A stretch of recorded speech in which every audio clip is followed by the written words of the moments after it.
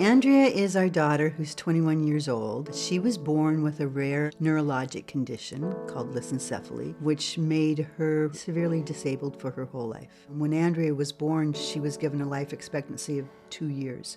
Now she's 21 years old. Andrea's fantastic. One of the first things I noticed was not only how beautiful she was, but she knows her voice, she knows what she wants. People in Andrea's circumstance have a lot of different struggles as a result of their disabilities. Andrea specifically struggles with epilepsy and many different motor and cognitive deficits.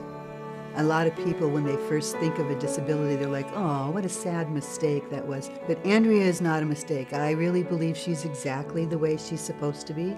Providence does such a great job with our medically fragile youth. They help us understand the various complicated conditions that children have. Providence was a really beautiful, clean facility with lots of community aspect to it. They had teenagers that would come in and visit, grandparents who volunteered. When I heard that Andrea Zifka would be moving into the Matthew House, I knew it was going to be one of those special moments for the Edwards Center.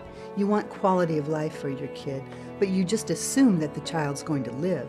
Well, in that population, the first thing you have to do is keep them alive. In the past, this population of kids didn't live quite as long. Now we're experiencing a lot of children who are 18 to 21 years and are growing. On the day that we saw Edwards Center for the first time, we had toured, I think, 3 other homes. But when we got to the Edwards Center, we really sensed that there was something special about it.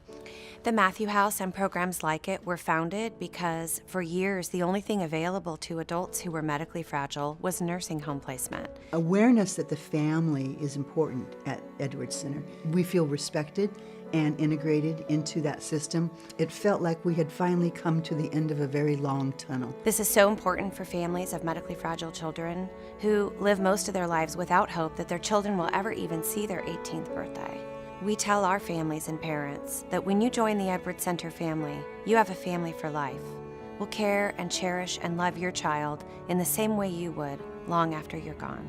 I bet a lot of our parents of these kids really have that concern in their heart that what will happen to their child when they reach adulthood. I imagine that commitment gives them great comfort and relief to know that a place like Edwards Center are making that commitment to their family and their child. I feel very blessed that Andrea found a home there. And so I'd like to see everybody have a chance to have that kind of loving environment. I'm really happy that in this adult phase of her life, she's starting to experience those sort of social relationships that make life important. You know, even though she's been severely disabled, obviously, since birth, we've drugged her around everywhere that we've gone. Our summer vacations when she stayed with us, we used to take her camping, fishing trips, you name it. And she's such a little sweetheart that, you know, everybody has fallen in love with her already. And I know as time goes on, she's just going to become a dear, dear child to them. Young woman.